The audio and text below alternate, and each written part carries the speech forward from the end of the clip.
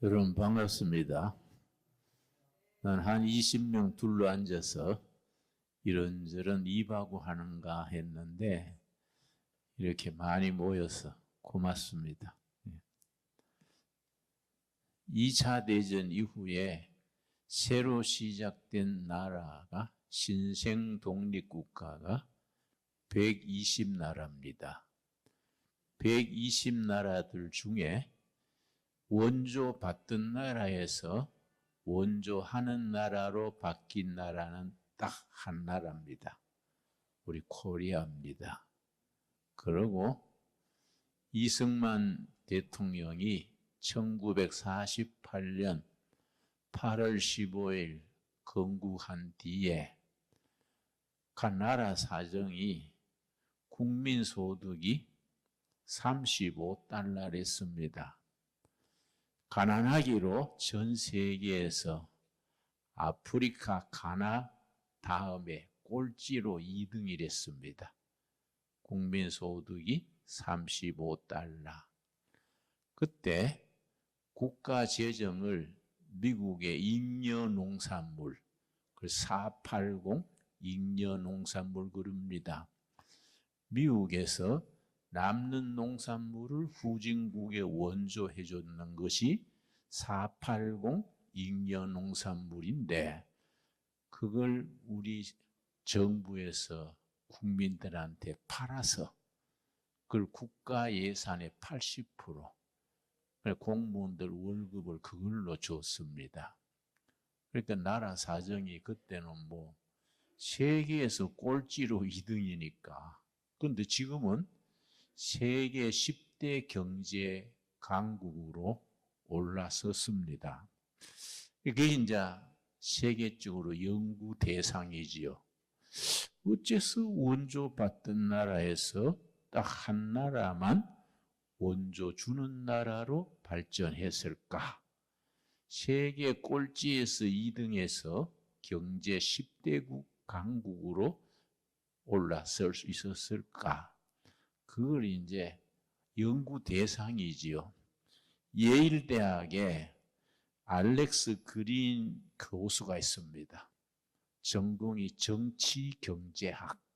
정치경제학은 정치학과 경제학을 합친 과목이 정치경제학인데 알렉스 그린 교수가 한국이 그렇게 성장 발전된 이유를 글을 쓰기를 4가지 이유를 들었습니다. 이 4가지 이유 때문에 원조 받던 나라에서 원조 주는 나라로 세계 10대 경제 강국으로 발전할 수 있었다. 첫째가 뭐이냐? 한국인이 가지는 독특한 국민성. 그 영어 글에서는 내셔널 캐릭터. 국민성이 그렇게 만들었다. 그러면 국민성의 어떤 점이냐? 3가지를 들었습니다. 우리가 그걸 한국인이면서 나라 안에서나 밖에서나 그걸 미처 잘 모르고 지나는 수가 있습니다. 첫째는 뭘 들었냐 하면은 한국인들의 근면, 부지런한 것. 두 번째는 뭐냐? 열정, 패션. 그러니까 한국인은 뭘 일을 하면 죽기 아니면 까무러치기다. 이라고 말이죠. 목숨 걸고 일하는 거이지요. 그래, 열정이 있는 국민이다. 그래서 밑바닥에서 10등 안으로 올라올 수 있었다. 세 번째가 뭘 들었냐 하면은 한국인들이 독특한 내셔널 캐릭터가 있다. 평소에 갈라져서 싸우다가도 국가가 위기를 만나면 하나가 된다. 국가 위기에 대처하는 마음가짐이 평소에는 잘 분열하고 다투고 하다가도 예를 들어서 임진왜란 때 왕은 저 북쪽으로 도망가 버렸는데 선조왕은 국민들이 농민들이 의병이 돼가지고 일제하고 일본군하고 싸웠지요. 또 1997년에 IMF 사태라고 있었습니다. 그 IMF에 지원받도록 나라 경제가 망가졌는데 그때 세계 사람을 놀라게 한 것이 뭐냐면 국민들이 금 모으기 운동. 아줌마들이 장롱 속에 간직하던 결혼할 때 목걸이, 애 돌잔치 할 때 금가락지, 이런 걸 나라를 위해서 다 바친 거지요. 금 모으기 운동. 중국 사람들은 나라가 어려워지면은 전부 금을 사가지고 땅에 묻는다는 거예요. 마당에다가 묻는 거예요, 중국 사람은. 일본 사람들은 나라가 어려워지면은 현찰을 해가지고 안방에다가 쌓아놓는다는 겁니다. 근데 유독 중국과 일본 사이에 있는 코리안들은 나라의 어려움을 이기자고 금을 모으는 거예요. 그래서 그렇게 모은 돈이 30억 달러입니다. 국민들이 금 모으기 해서 세계가 놀래버렸지요. 그래서 전 세계 IMF 역사상 가장 빠른 시일에 IMF 빚진 걸 다 갚았지요. 3년 만에 다 갚아서 세계 신기록을 세웠습니다. 그때 미국, 카나다 교포들도 조국에 어렵다 그러니까 여러 성금들이 와가지고 그때도 아주 큰 돈을 보내왔지요. 그러니까 참 그게 우리 국민들이 가지는 그 단결하는 힘. 평소에 싸우고 뭐 그러다가 나라가 어려워지면은 금 모으기 운동하고 전쟁터에서는 의병으로 나서가지고 목숨 던지고 이런 특별한 국민성이 있다는 겁니다. 참 감사한 일이지요. 두 번째, 알렉스 그린 교수가 대한민국이 그렇게 밑바닥에서 발전할 수 있었던 이유 중에 두 번째가 이승만 대통령, 건국 대통령이 농지개혁. 이승만 대통령이 1948년 8월 15일 대통령이 되고 보니까 호남 쪽에는 소작인이 80%예요. 소작인이 80%. 경상도는 소작인은 적어도 무슴들, 땅이 없어서 이렇게 하는 사람들. 전 국민적으로 소작인 무슴들이 80%예요.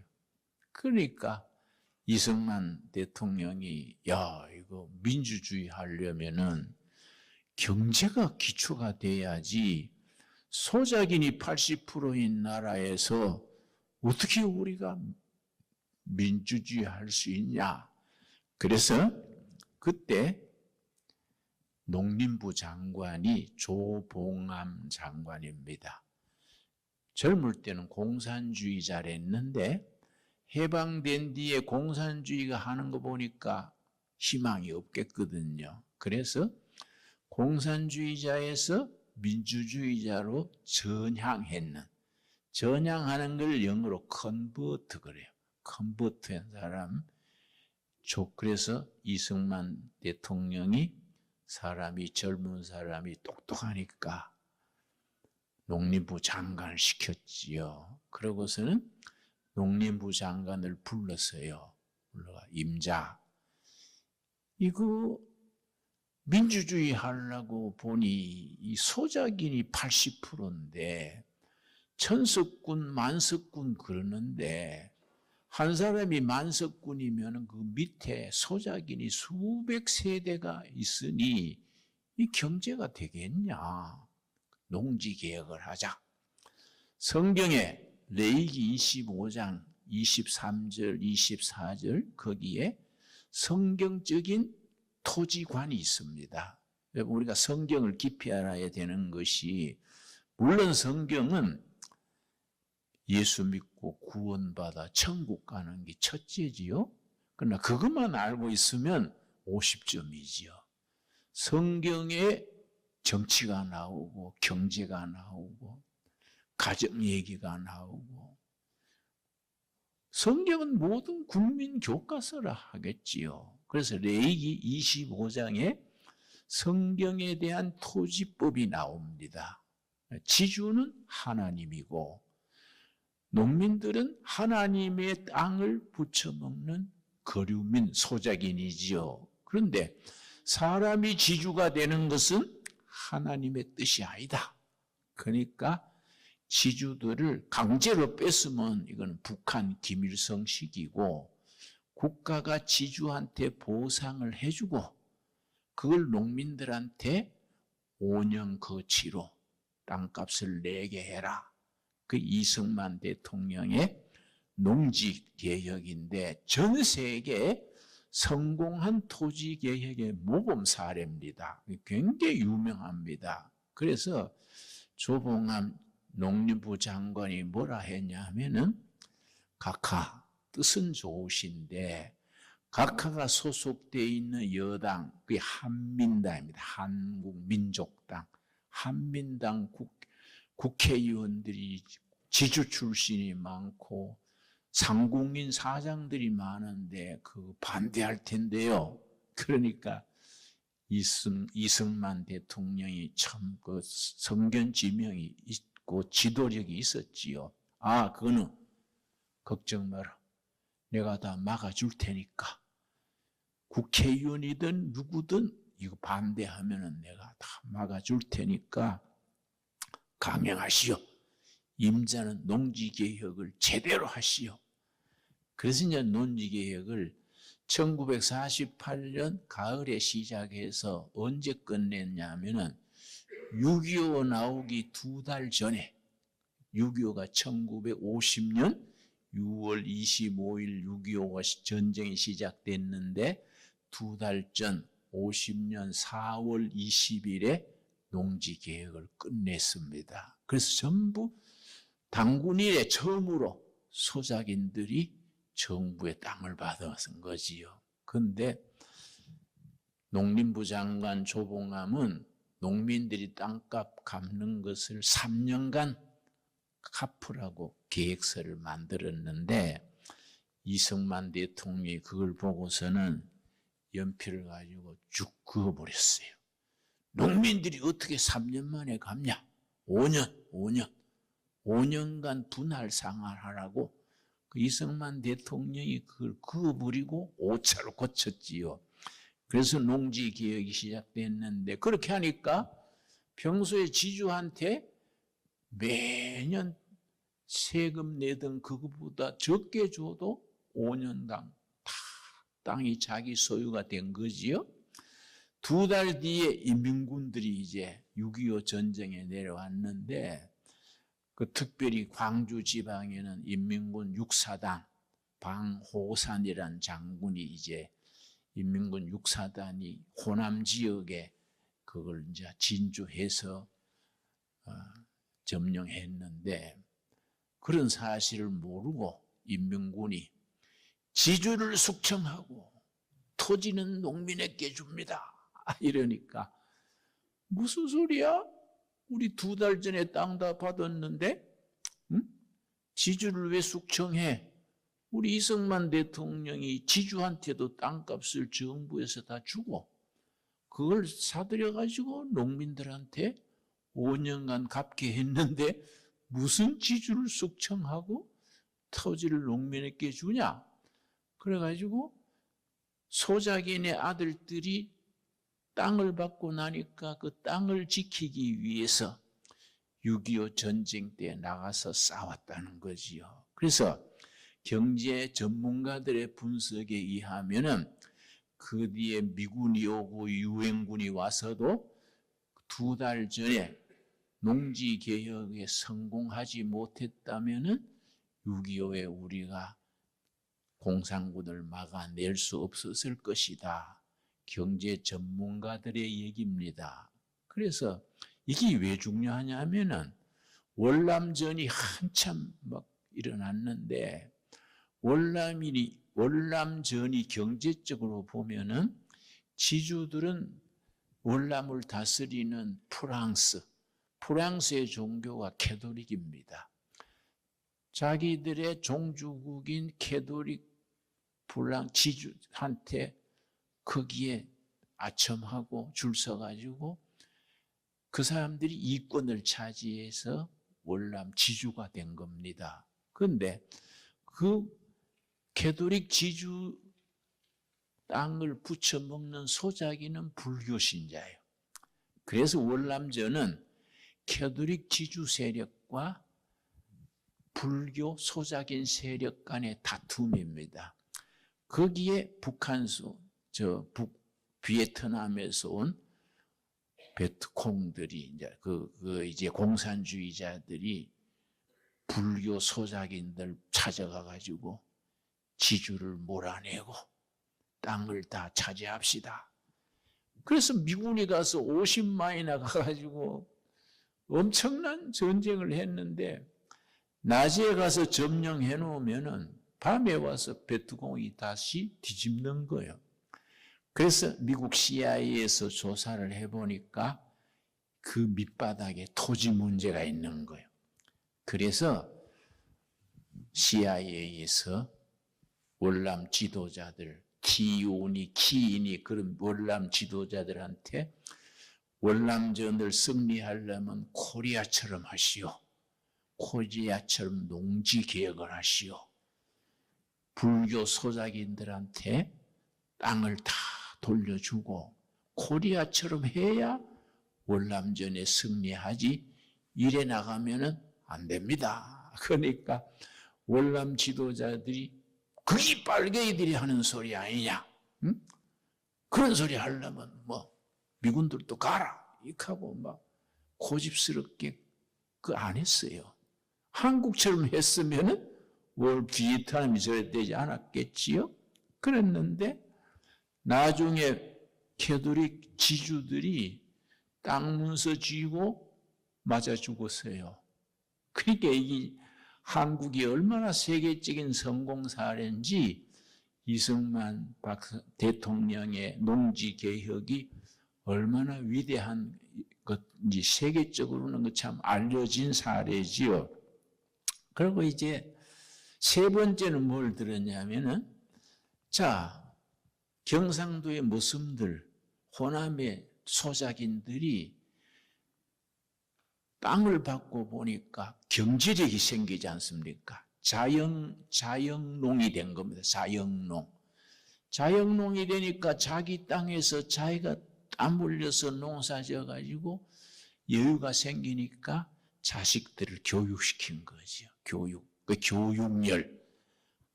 농민들의 교육열이 한국을 일으키는 데 기초가 됐다. 근데 이승만 대통령이 해방 후에 대통령 된 뒤에 보니까 문맹률이 90%예요. 글자 모르는 문맹률이. 그래서 이승만 대통령이 이거 선거하려면 글을 알아야지. 글도 모르는데 무슨 선거를 하겠냐. 그래서 국민 교육에 발벗고 나서 가지고 책을 찍으려니까 종이가 없는 거예요. 그때 나라가 가난했으니까. 그래서 전 국민 교육하려고 나는 초등학교에 6살에 들어갔어요. 그런데 우리 반 같은 동료 중에 28살 애기 아버지도 같이 공부했어요. 그때 전부 이제 문명을 없애야 된다. 글을 깨우쳐야 된다. 그런데 책을 찍을 종이가 없으니까 이승만 박사가 대통령이 미국에 왔어요. 미국 와가지고 록펠러 이런 사람 재벌들 찾아다니면서 우리나라를 세웠는데 국민들이 글을 모르니 글을 가르치려고 보니 책이 없어. 책 찍을 종이를 좀 기증해 주시오. 책을 찍어서 국민들을 문명을 없애야겠는데 종이값을 좀 도네이션 해 주시오. 그래서 미국을 돌면서 종이값을 대통령이 모금해다가 교과서를 만들었습니다. 철수야, 철수야, 뭐 바둑아 이리 오너라. 그거죠. 미국서 돈 있는 사람들이 기증했는 그걸로 종이를 가지고 책을 찍었지요. 그래서 지금 전 세계에서 대한민국이 문맹률 0%, 전 세계 1등입니다. 미국은 사실은 잘 몰라 그렇지 문맹자들이 많습니다. 한 20-30% 된다 그래요. 그런데 한국은 전 세계 문맹률이 0% 1등이지요. 그때 이제 이승만 박사가 MIT 미국에 왔을 때 MIT 공과대학을 방문했습니다. MIT 대학 갔다가 딱 필이 꽂힌 거예요. 맞아. 나라가 되려면은 과학 기술 교육을 시켜야 돼. 딱 마음을 품고 귀국해가지고 그때 참 가난했는데 유학생을 10명을 뽑아가지고 국비로 미국 유학을 보냈습니다. 또 10명은 독일 유학 보냈습니다. 그런데 미국 유학원 제1기 유학생 중에 전근모 박사라고 혹시 들으셨습니까? 그 사람은 프린스턴 가서 원자력을 공부해가지고 한국의 원자력 연구소 세우는데 아주 앞장섰지요. 그 세계 원자력 기구의 부의장도 하고, 지금은 원자력 기술이 세계 1등입니다. 우리가 원자력 기술이. 그때 이승만 박사가 10명의 학생들을 뽑아서 유학시키고 독일에 또 10명 뽑아가지고 독일 가서 기술, 과학 공부해 오너라 보냈는데 나중에 이제 우리 박정희 장군이 군사혁명을 일으킨 뒤에 보니까 그때는요 1961년이 5.16 군사혁명이 있었거든요. 혁명을 하고 보니까 나라가 너무 가난한 거예요. 그때는 국민소득이 남한은 78달러, 북한은 240달러. 1961년에는 북한이 남한보다 3배 더 잘 살았습니다. 그대로 갔으면은 우리도 월남처럼 공산화 됐겠지요? 근데 우리가 지도자들이 앞장서고 국민들이 밤늦게까지 재봉틀 돌리고 일하고 해서 경제개발 5개년 계획 1차, 2차, 3차 해서 경제가 일어나기 시작을 한 거지요. 그런데 박정희 대통령 장군 시절에 경제개발을 해야겠는데 그 펀드가 있어야 되니까 그때 미국 대통령이 케너디요. 미국에 와가지고 케너디를 만났습니다. 박정희 대통령이. 그래서 케너디 대통령한테 박정희가 뭐라 그랬냐 하면은 그때 너무 과로해가지고 눈에 핏발이 양쪽에다 써서 그걸 가루려고 그 검은 안경을 쓰고 왔어요. 근데 케너디는 엘리트 출신 아닙니까? 쫓겨는 사람이 까만 안경 찍어 왔으니까 기분 나쁜 거예요. 응? 그런데다가 아주 딕테이터라고 막 독재자로 소문이 났으니까 박정희가 까만 안경 쓰고 케너디한테 우리 경제 개발을 하려니까 자금이 없어. 미국에서 좀 개발 자금을 빌려주시오. 그 론 한다 그래. 론 해주시오. 그러니까 케너디가 뭐라 그랬냐면은 당신 같은 독재자, 딕테이터가 다스리는 나라에 우리가 $1도 줄 수 없어. 그러니까 이제 박정희가 뭐라 그랬냐면은 내가 딕테이터라 치고 내보다 10배 더 지독한 김일성이 북한을 독재하고 있으니까 김일성을 물리치려면은 내가 독재자라 치고 좀 도와주시오. 그때 케너디가 딱 거절했어요. 그러니까 또 박정희도 뭐 자존심이 있지 않습니까? 뭐 허리를 숙이지 않고 빳빳하게 그러니까 하기야 뭐 키가 적어서 숙일 허리도 없지요, 그 사람은. 그런데 그러니까 둘이 회담이 깨진 거예요. 박정희가 뭐 빳빳하게 나가니까 케네디가 기분이 나빠가지고 박정희 듣게 그랬어요. Kill him. 그래서 Kill him. 그걸 박정희가 들었어. 자기 부하들한테 없애버려. 그 말이겠지요? Kill him. 그러니까 박정희가 그걸 듣고 숙소에 와가지고 그렇게 울었대요. 응? 내가 국민 살리려고 여기까지 와서 구걸했는데 내가 이렇게 자존심 상하냐 하고 내가 목숨 걸고 대한민국을 내가 일으키겠다 결심을 하고 왔지요.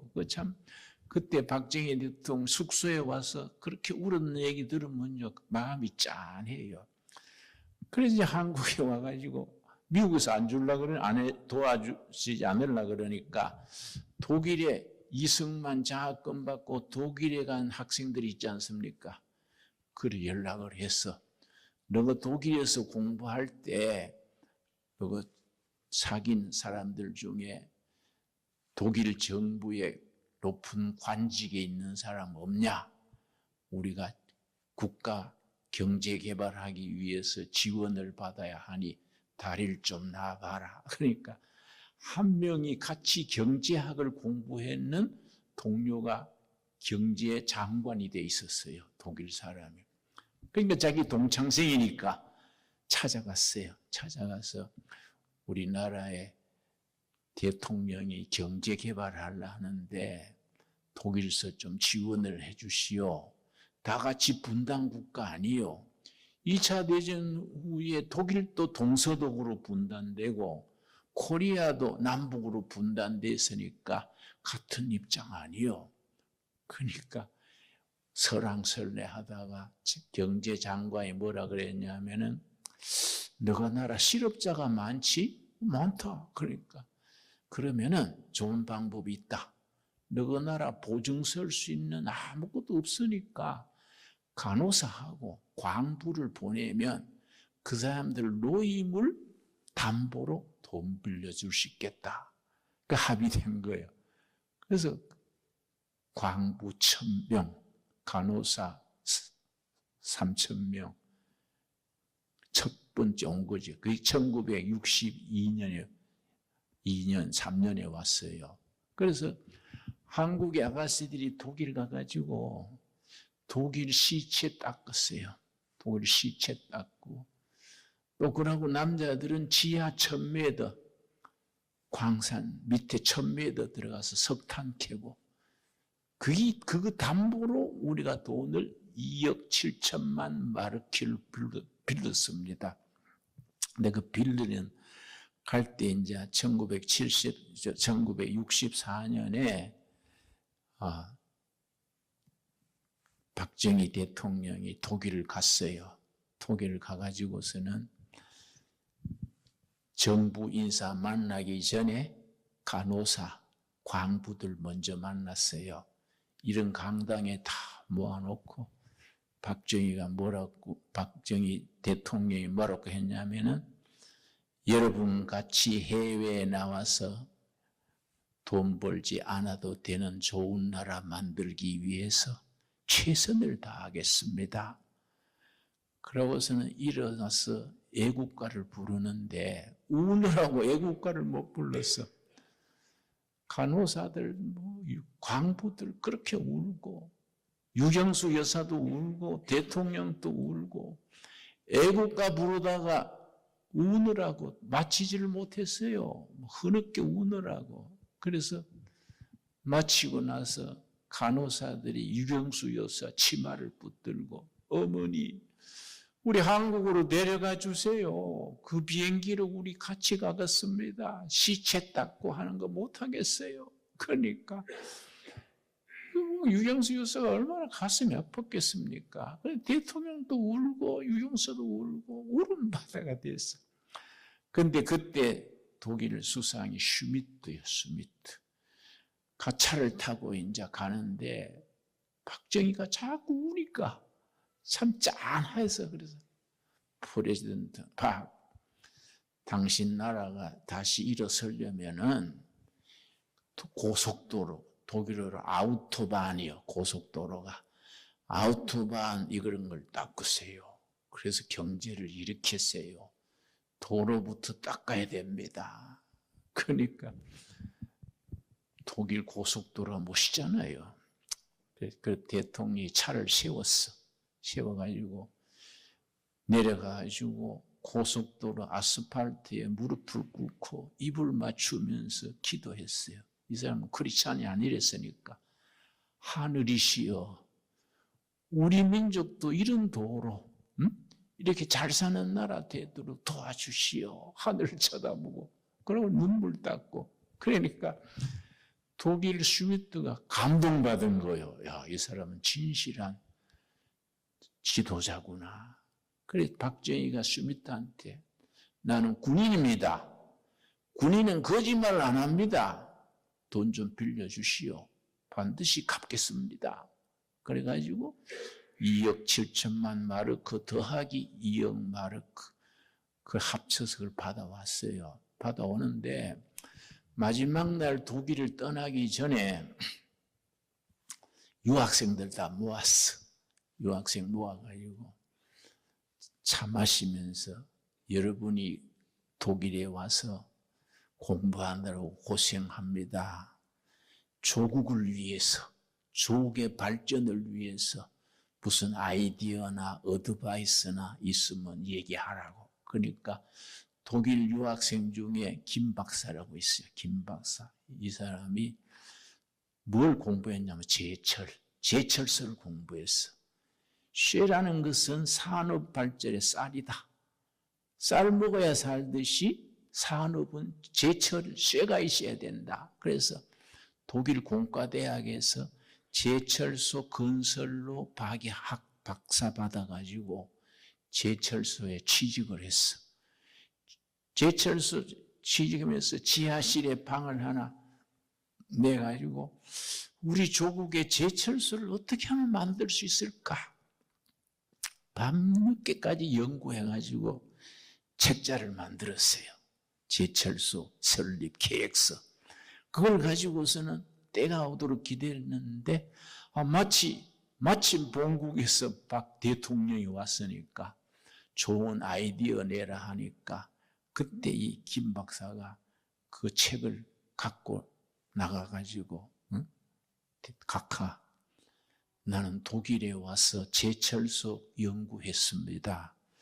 앞으로 산업 개발하려면 쇠가 있어야 됩니다.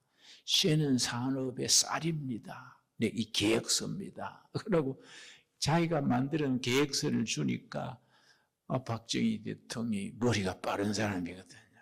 탁 필이 온 거예요. 맞다. 당신 내가 기후하자마자 과학기술연구소 만들어가지고 해외 인재 초청 제1호로 당신을 초청하겠다. 그래서 기후해가지고 키스트 요즘은 카이스트 그래요. 과학기술연구소 키스트를 만들었어요. 그러고서는 제일 첫 번째 초청했는 해외 영입 인재가 그 김 박사예요. 김 박사. 그러고는 이제 자기 부하 중에 박태준이라고 별 2개짜리 있었어요. 아주 정직하고 부지런한 전형적인 군인인데 박태준 장군을 불렀어. 사단장 하던 때인데 불러가 어이 박 장군 빨리 제대해가지고 제철소 만들소. 독일에서 온 김 박사가 기술은 다 아니까 자네가 지휘하소. 그래가지고 박정희 지시를 듣고 박태준이 제철소 만드는데 그때 이제 독일 슈미트가 헤어질 때 뭐라 그랬냐면은 박 대통령 일본하고 손잡으세요. 이랬다. 일본하고. 그러니까 박 대통령이 일본이 우리를 종으로 삼아가지고 40년이나 통치했는데 그런 일본하고 손잡을 수 있습니까? 대통령이 그러니까 슈미트가 뭐라 그랬냐면은 여보, 프랑스하고 독일하고 전쟁을 37번 했수다. 37번 전쟁해도 지금은 서로 친한 나라가 되지 않았어. 옛날 생각하면 당신 나라 희망 없어. 자꾸 옛날 생각하지 말고 일본하고 손잡으세요. 그래서 한국에 와가지고 자기 부하 김종필을 일본에 보냈어. 일본에 보내가지고 청구권 자금 5억 달러, 2억 달러, 7억 달러 일제 통치 보상금을 받아가지고 그걸로 이제 제철소 짓고 고속도로 닦는데, 고속도로 닦으려니까 야당 지도자들이 그렇게 반대했어요. 김대중 선생, 김영삼 다 앞장서서 반대했어요. 박정희는 어느 정도, 김대중은 어느 정도 반대했냐면은 고속도로 그 포크레인, 부르도자죠, 부르도자. 부르도자가 밀고 나가는데 김대중 선생이 차가 만 대도 안 된 나라에 공화당이 정치 자금 빼먹으려고 고속도로 닦는다. 그래가 부르도자 앞에 들어누웠어요. 나도 그때 운동권 있기 때문에 김영삼, 김대중이 왕초격이지. 김대중 선생이 누우니까 나도 그 옆에 누웠어. 누워가지고 고속도로 중단하라, 막 소리 지르고 했는데 참 역사요, 역사. 그렇지요? 그때 고속도로 안 닦았으면 지금 우리 경제 10배국에 올라갔겠습니까? 우리 참 지나간 역사 돌아보면요, 오래 살아야 돼. 박정희 대통령이 살아있으면 내가 가서 사과할 낀데, 그지요? 그때는 모르고 옆에 들누워서 죄송합니다. 박 대통령 생각이 옳았습니다. 얘기할 텐데 죽어버리니까 사과할 수도 없지요. 그런데 박정희 죽은 뒤에 포항제철을 완성했어요. 완성한 뒤에 박정희 묘지를 찾아가가지고 그 박태준 포철 사장이 다 묘지 앞에서 경에 붙이고 각하 임무 완수했습니다. 그러고서는 거기에 소주 한 잔 붓고 대성통곡을 했어. 자기한테 포철 지으라 했던 사람은 부하총에 죽고, 자기는 그 명령받아서 포철을 완성했으니까 경례 붙이고 그래서 대성통곡을 한 거지요. 그런데 우리 경제개발 역사가 그런 과정을 거쳐서 지금은 세계 경제 10등 안으로 들어왔는데, 이걸 우리가 감사한 줄 알아야 되는데, 우리가 북한과 남한이 체제 경쟁에서 승리한 거 아닙니까? 북한의 전체주의, 공산주의 체제, 남한의 자유민주주의 체제, 이 체제가 지금 남북 독립 해방된 지 지금이 80년입니다. 80년. 80년 역사에 우리가 북한의 체제 경쟁에서 완전히 승리한 거이지요. 지금은 남한의 국력이 북한의 70배입니다. 70배. 근데 1961년에는 북한이 우리보다 3배 더 잘 살았는데 지금은 우리가 70배 더 잘 사는 거예요. 그런데 참 우리가 그런 선배들의 그런 참 공로를 생각하고 나라가 이만큼 사는 게 참 감사한 줄 알아야 되는데, 우리 김대중 선생이나 전 대통령이나 그 노무현 대통령 때나 그 사람들이 공산주의가 아니고, 그 사람들이 공산주의라는 게 아니고 그 정권 때에 공산주의자들이 그 숙주 그 그늘 밑에서 자란 거예요. 그런데 우리가 남한의 운동권은 두 팀이 있습니다. 좌익 운동권. 우리는 이제 70년대 운동권인데, 나는 이제 70년대 한일회담 때 한일회담 반대 우리 대목군인데, 나는 대구 지방에서 데모 주동하고, 이명박 전 대통령은 고려대학 학생회장으로 한일 반대 데모하고, 김덕룡 의원이라고 YS 비서실장 하던 김덕룡은 서울 물리대 학생회장 하면서 반대하고, 또 김지하라고 있어요. 김지하. 작년에 죽었습니다마는 물리대 이제 미학과 학생으로서 반대하고 했는데, 다 같은 41년생이요. 김진홍, 이명박, 김덕룡, 김지하 다 41년 동갑내기요. 내가 지금 만 84살입니다. 이 70년대 운동권이에요. 그 우리 운동권은 민주주의 하자고 반대한 거예요. 박정희 대통령이 안보도 열심히 하시고 경제도 하는 게 좋은데, 건국의 기초가 되는 자유민주주의를 지켜야지.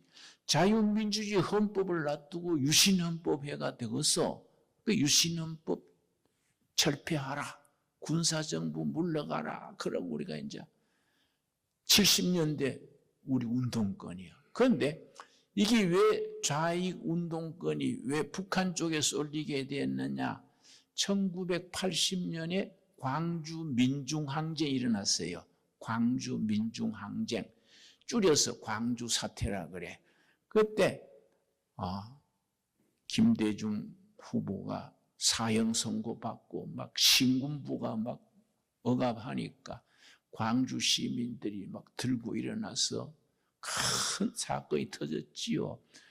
금남로에 막 데모를 막는 군인하고 광주 시민 청년들하고 금남로에 막 피를 흘렸지요. 참 비극 중에 비극이지요. 그랬는데 그때 이제 일부에서는 북한군이 내려와서 지도했다 하지만 나는 그렇게 생각 안 해요. 왜냐?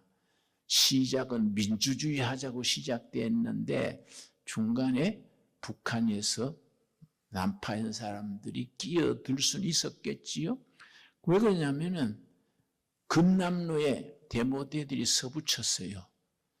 북괴는 오판 말아라. 우리가 데모하는 건 민주주의 하자고 하는 거이지 북한 위에서 하는 게 아니다. 그런 뜻에서 북괴는 오판 말라. 그렇다고 서붙여 놨었어요. 그런데 그 이후로 전두환, 노태우 이런 신군부라 그래요. 이 사람들이 무력으로 막 진압을 하고 하니까 이 운동권이 지하로 내려갔어. 지하로 숨어들면서 그 지하로 내려가는 그걸 북한에서 김일성 주체 사상이 민족의 희망이다. 이걸 주사파라 그래요. 주사파들이 그 난파돼 가지고 접선한 거예요. 그래서 한국의 좌파 운동권은 두 팀이 있습니다. NL그룹은 National Liberation, 민족 해방 전선 그래요. 이 주사파입니다. 그리고 두 번째 그룹은 PD 그래요. People's Democracy, 인민민주주의라 그래요. 그래 우리 조국이라는 사람 이름 들었습니까? 지금 감옥 살고 있어요. 그리고 서울시 교육감 하던 조희연이라고 있어요. 또 이석기 이런 사람 들었지요? 조국 조희연은 PD 계통이야. 순수하게 막스 공산주의 사상으로 나라 만들자 이 PD 그룹이요. 그런데 NL 그룹은 김일성 주체 사상으로 우리가 통일하자.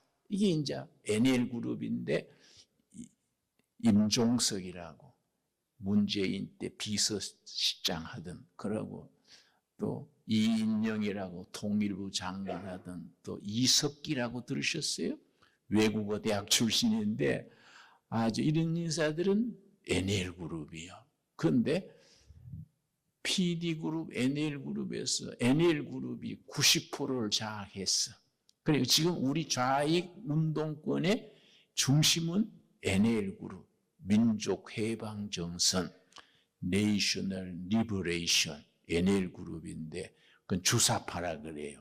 그런데 주사파가 이 사람들이 도망 다니고 감옥 살고 라면 먹고 숨어 다니면서 청년들을 길렀어요. 청년들을. 자기 하부 조직을 길렀어요. 그런데 나는 이제 보수 애국 세력이 잘못한 게 있습니다. 한국 보수 세력은요, 지금 뿌린 대로 거두는 거예요. 세금도 잘 안 내고, 안보는 한미 동맹이 해주고, 경제는 재벌이 하고, 보수 인사들은 편하게 사는 거예요. 맨날 세상이 그렇게 잘 나갈 줄 알고, 응? 보수 세력은 대가를 치르지 않았습니다. 사람을 안 키우고, 지 잘 먹고 잘 살고, 그래 했으니까 지금 당하는 거예요. 그런데 좌익 세력은 북한에서 잠수함을 보내가지고 대학생들 중에 북한 밀항해가지고 김일성 만나가지고 노동당 입당하고 훈장도 받고 그게 이제 그걸 김일성 장학금 그래요. 근데 김영한이라고 있습니다. 김영한 서울대학 학생인데 아주 그 PD 그룹, NL 그룹의 지도자랬어요. 그 이제 글을 써가지고 쪽지 돌리고 그런데 북한을 2번 잠수함 타고 북한 갔어요. 가서 김일성 만나가지고 격려 듣고 영칭호도 받고 했는데 가본이 아니거든. 국민들이 굶는 거예요. 응? 그러고 국민들이 얼굴에 생기가 없어. 다 국민들이 활력이 없어. 그러니까 김영란이가 머리가 좋으니까 이거는 아니지. 이건 아니죠. 이거는 국민들이 자발적으로 신나게 나라를 일으켜야 이거는 되지. 이렇게 굶어 죽고 이래가 되겠냐. 그래서 갔다 와가지고 전향을 했어. 전향을 컨버트를 했어. 그래가지고 이거 주사파과는 안 되겠다. 김일성 주체 사상은 안 되겠다. 그래서 자기가 조직했던 민주해방전선 이걸 다 해산시켰어. 해산시키고 정보부에다가 연락해서 내가 이런 경력이니까 데려다가 조사해가지고 벌을 내려면 벌을 내리고 하시오. 자기 조직을 다 해산하고 전향을 했지요. 그런데 그때 전향 안 한 사람들이 있지요. 북한에서 유일하게 성공한 것이 남조선의 지하 조직을 만든 거지요. 전국의 우리 중앙정보부에서 파악한 바에 의하면 전국에 그런 조직이 크게 4조직이 있습니다. 경기 동부연합, 그 성남, 충청도, 경기도 중심이요. 그리고 인천연합, 호남연합, 경상연합, 전국에 4조직이 있는데 정부는 있지만은 그걸 확실한 근거가 없으니까 짐작하고 있었는데 그 경기 동부연합의 책임자가 이석기요. 이석기. 근데 이 사람이 외국어 대학 학생이랬는데 아주 나중에는 국회의원까지 됐어요.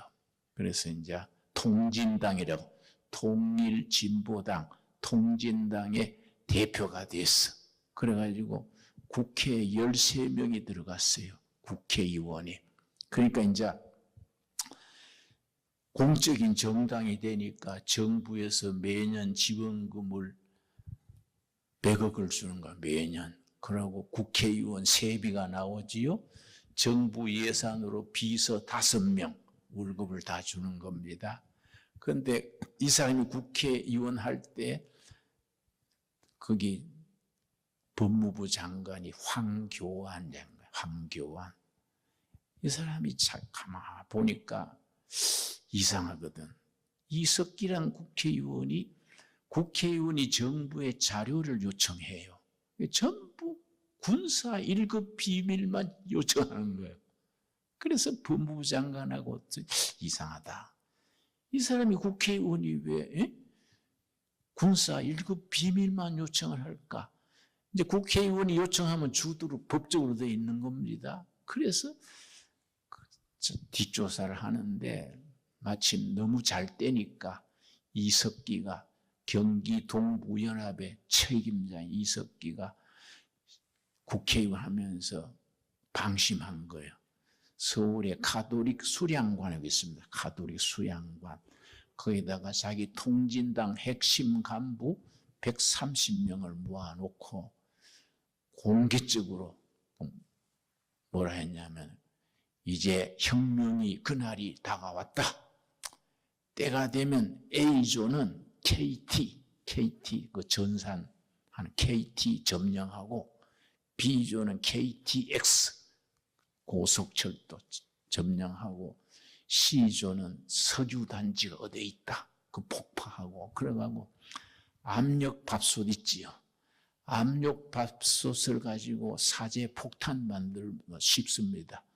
압력밥솥을 몇백 개 모아가지고 폭탄을 만들어서 그렇게 하라.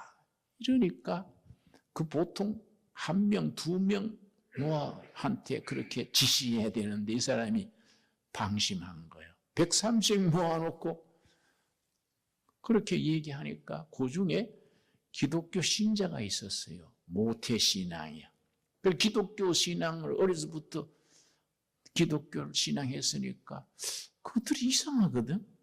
내가 통진당에 들어온 거는 평등 세상 만들자고 들어왔지 뭐 KT 폭파하고 석유기지 폭파하고 이건 아니지. 이건 우리 민주주의 체제를 뒤집자는 거 아이가.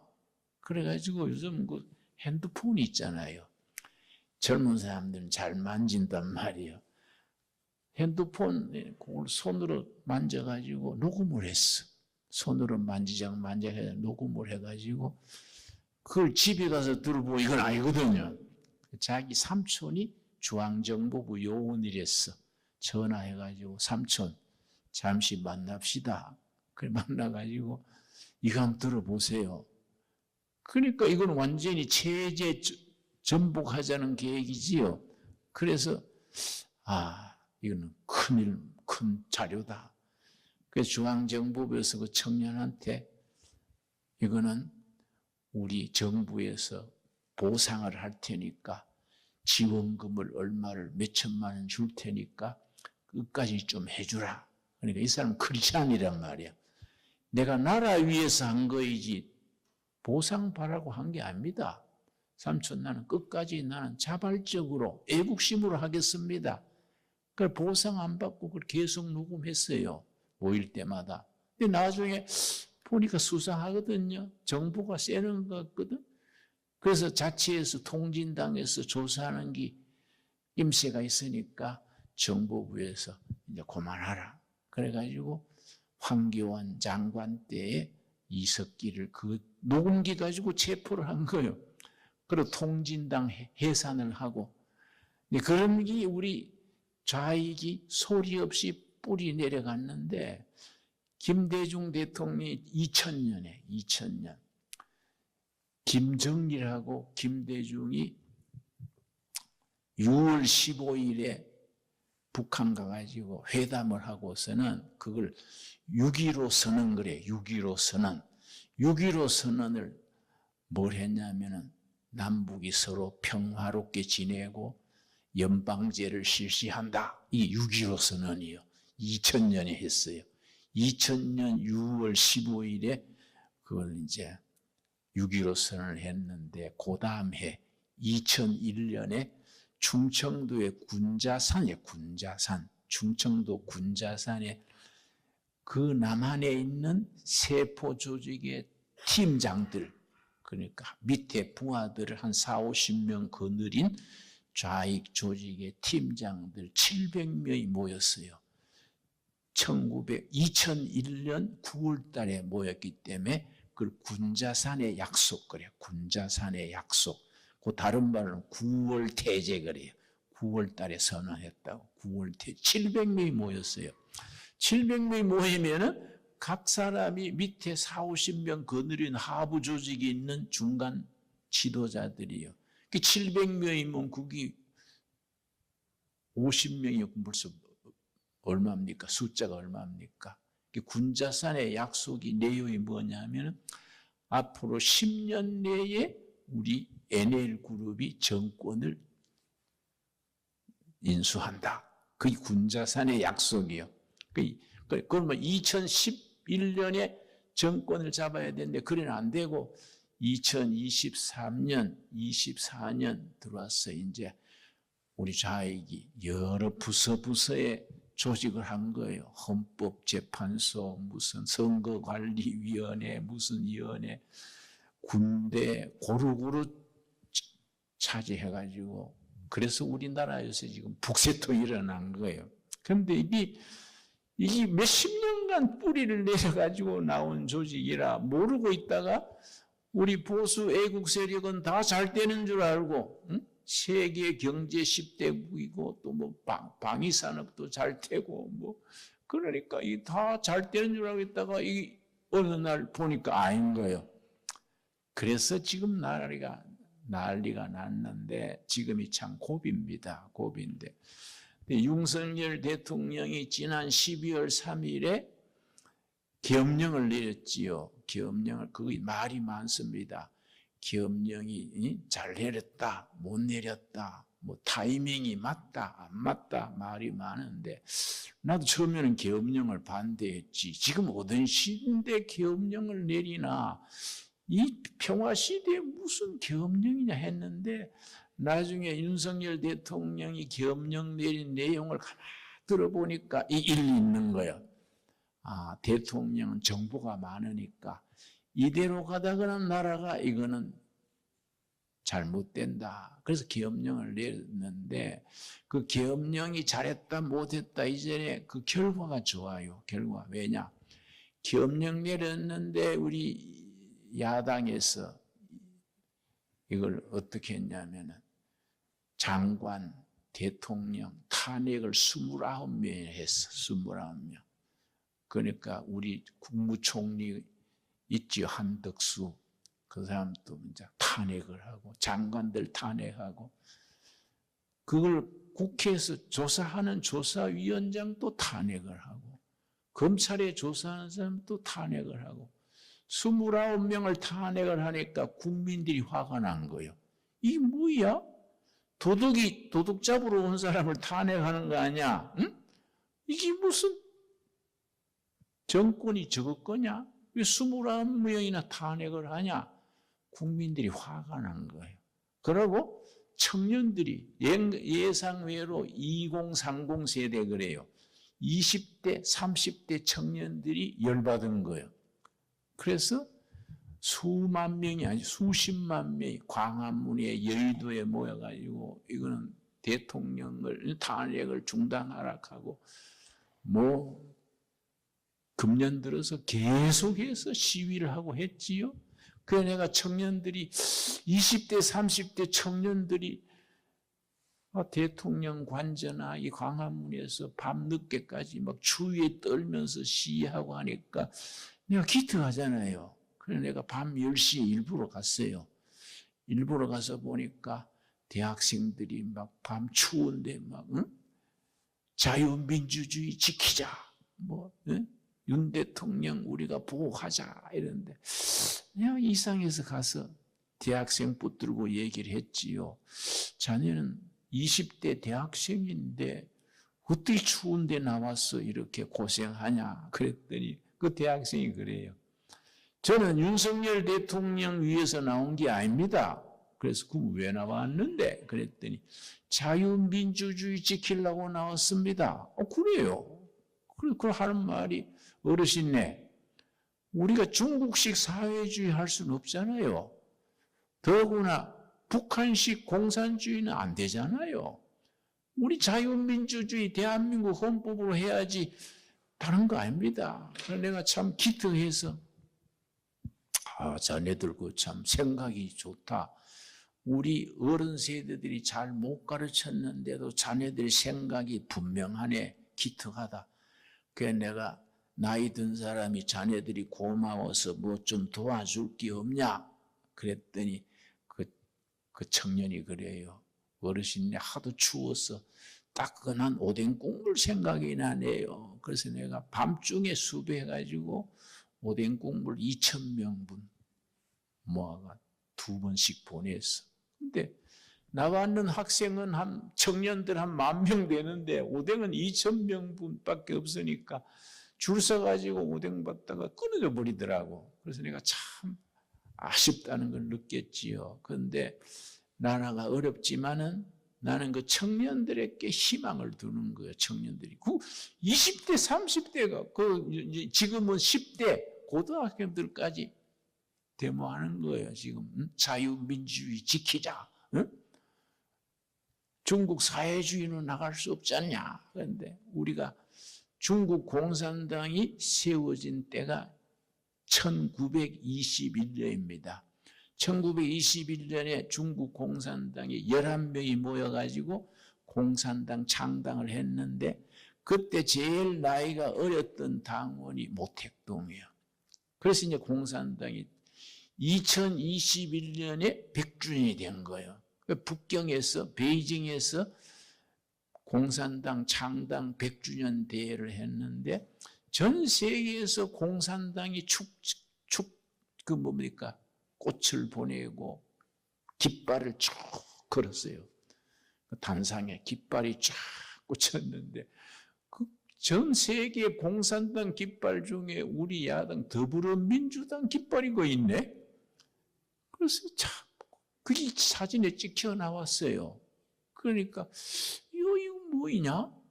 더불어 공산당이냐? 왜 공산당 중국 100주년 기념대회에 왜 더불어민주당 깃발이 왜 있냐? 국민들이 의심을 품고 화가 난 거예요.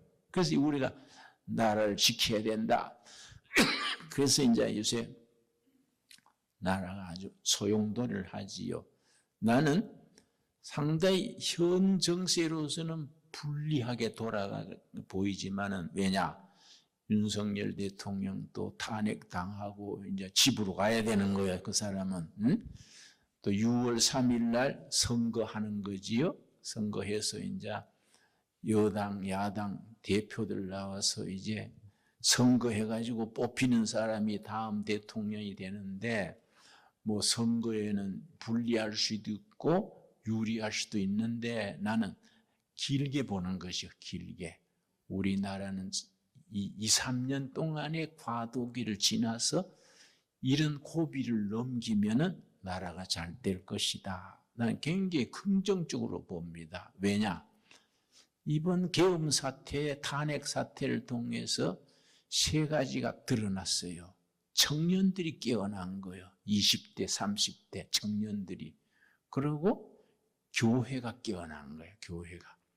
교회가 지금은요. 전국 32개 도시에서 토요일마다 교인들이 기도회 열립니다. 나라와 민족 위해서 기도회. 32개 도시에서 토요일마다 내가 여기 나오기 전 지난주에는 세종시의 기도회 가서 내가 설교도 하고 했는데 그러니까 교인들이 깨어난 거예요.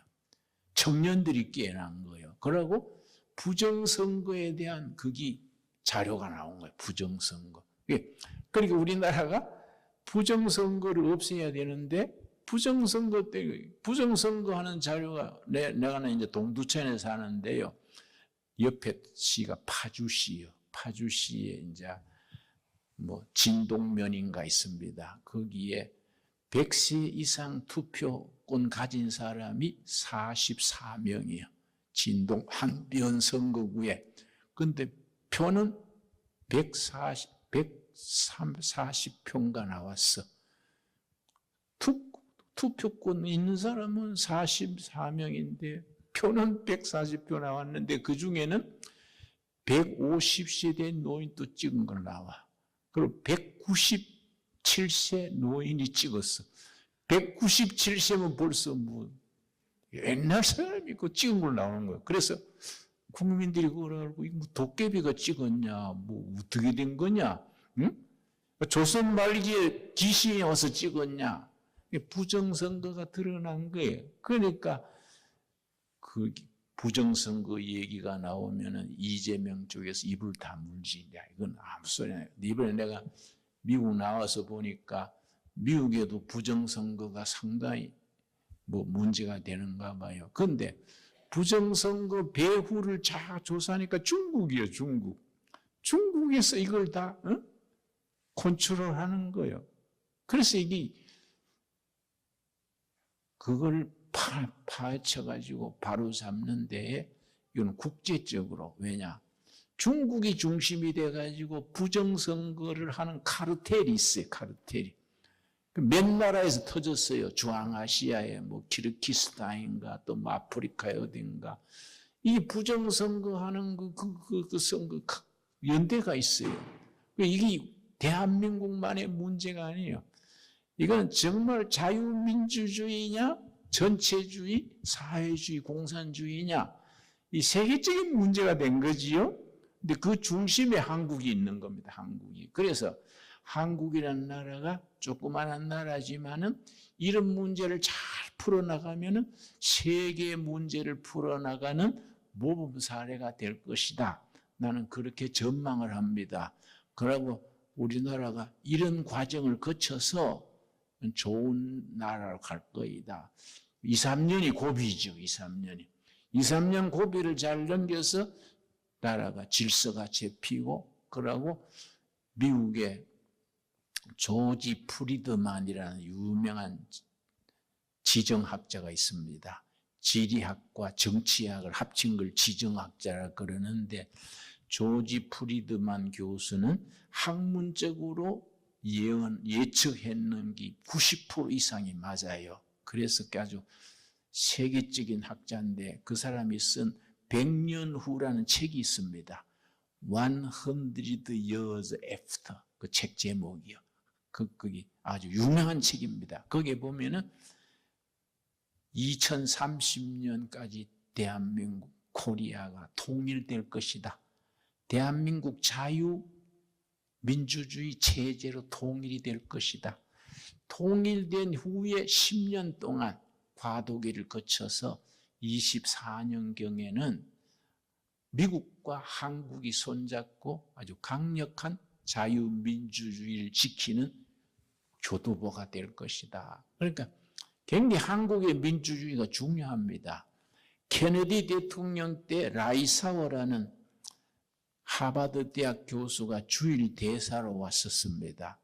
주일 대사가 자기 주일 대사직을 마치고 가면서 뭐라 했냐면은 내가 주일 대사를 지내보니까 일본은 진정한 민주주의 되기 어렵다. 과거의 봉건 시대에 그 질서가 그대로 이어져 온다. 그 일본은 민주주의 하기 어렵다. 아시아에서 진짜 민주주의 할 수 있는 나라는 코리아다. 라이샤워 교수의 얘기입니다. 그러니까 지금은 막 어렵고 하지만은 이런 고비를 잘 넘겨서 교회가 깨어나서 앞장서고 나는 그래서 이사야에서 60장 1절을 좋아하는데 일어나라 빛을 발하라 영어로 rise up be shine 하나님의 영광이 너 위에 머물러 있다. 일어나라 빛을 발하라. 저는 그건 참 그 말씀 붙들고 희망을 가집니다. 그러니까 이번에 한국 교회가 깨어나 가지고 다 교인들이 자발적으로 32개 도시에서 토요일마다 기도해 가지고 그 추운 겨울에도 계속했어요. 이런 것이 하나님께서 어여삐 여기셔서 한국 교회와 우리나라를 앞으로 크게 쓰실 줄로 믿습니다. 예, 나는 그래서 북한에 여러 번 내가 참 갔었는데요. 북한 저는 어떻게 사는가 해서 여러 번 다녀왔습니다. 북한 가기 시작한 이유가 80년 후반부터 북한이 굶어 죽는다는 말 듣고 어떻게 좀 북한을 도울 길이 없나. 나는 뭐 빈민선교를 계속했으니까 북한 이 시대에 굶어 죽는 게 뭐냐. 북한을 좀 도울 길이 없냐 하고 내가 중국 쪽으로 가가지고 중국 쪽 두만강 강둑을 걸으면서 기도했습니다. 하나님, 두만강 저쪽에 우리 북한 동포들 좀 도울 길 열어주십시오 하고 기도하고 가는데 중국 쪽 두만강 뚝을 걸었지요. 그런데 옆에 중국 마을에 십자가가 있더라고요. 그래서 내가 이웬 교회가 있나 하고 갔더니 중국인 목사가 세운 교회예요. 조그마한 교회예요. 그래서 내가 그 목사님 만나서 나는 남조선에서 온 목사인데 북한을 도울 길이 없을까 해서 기도하면서 다닌다 그랬더니 중국 목사님이 그래요. 마침 새벽에 북조선에서 넘어온 아가씨가 있는데 양식 구하러 온 아가씨가 있습니다. 좀 만나보실래요? 그래서 내가 만나게 해달라 그랬지요. 만났더니 19살 먹은 아가씨요. 그래서 내가 만나가지고 자네는 어떻게 새벽에 두만강 건너왔냐? 그랬더니 자기 어머니가 먼저 굶어 죽었대. 왜 꼭 어머니가 먼저 굶어 죽는데요? 어머니들은 뭐 먹을 게 생기면은 나는 먹었다 하고 애들 먹이는 거예요. 애들 먹이고 그러니까 엄마들이 제일 먼저 굶어 죽은 거지요. 엄마 먼저 굶어 죽고 아버지 굶어 죽고 동생들이 있는데 자기 어머니 죽을 때 유언이 동생들 살려라. 이게 유언이래. 그래서 동생들이 굶으니까 그래서 이제 새벽에 두만강 건너서 뭘 양식 구하러 왔다. 그래서 내가 얼마나 참 짠한지 주머니에 있는 달러를 전부 끄집어내서 줬어요. 한 2,000불 되더라고요. 아가씨, 이거 동생들하고 굶어 죽지 말고 꼭 살아남아서 통일 뒤에 만납시다. 그래서 내가 달러를 줬더니 두 손바닥으로 달러를 받으면서 고맙시오, 고맙시오. 이 돈이면 내 동생들 안 줄 것이요 하고 우는 거예요. 그 달러의 얼굴을 먹고 항정없이 우는 거예요. 나는 그 아가씨의 눈물을 잊을 수가 없어. 그 19살 아가씨가 그 달러 손바닥에 들고 얼굴을 묶고 그렇게 우는 게는 저 영혼이 무슨 죄가 있어가지고 체제를 잘못 만나가지고 저렇게 그 2,000불 돈 놓고 그렇게 우는가. 나는요 그 북한 아가씨의 그 눈물을 잊을 수가 없어. 그런데 이상하게 남쪽에서 병이 들었네. 남쪽에 병이 들어가지고 무슨 주사파가 민족의 희망이다 이렇게 사니까 이게 또 사이비 교리에 빠진 것 같아. 사이비 종교 같아. 이걸 고쳐야 되죠. 고치는데 한꺼번에 되는 게 아니고 이게 몇십 년 동안 꽈리를 튼 거예요. 응? 이거 이제 고치는데 이제 교회도 정신 차리고 청년들이 깨어나고 하니까 이제 마음대로 못하지요. 아무래도 뭐 자기들 대로 해보겠지만은 2001년에 군자산의 약속 내 말씀드렸지요. 그걸 9월 태제라 그래. 2001년에 9월 태제. 네? 주사파 그 세가 대한민국을 접수한다. 안 되지요. 왜냐? 하나님이 보호하사 우리나라가 잘 좋은 길로 가서 아시아에서 모범적인 민주주의 국가로 나아가게 될 줄로 믿습니다. 예, 내가 뭐 이야기 너무 길게 하면 여러분이 지루할 것 같아서 오늘 나만의 그런 대충 얘기하고 내일 몇 시지요? 우리나라의 미래에 대해서 이런저런 얘기하도록 하겠습니다. 감사합니다. 예, 고맙습니다.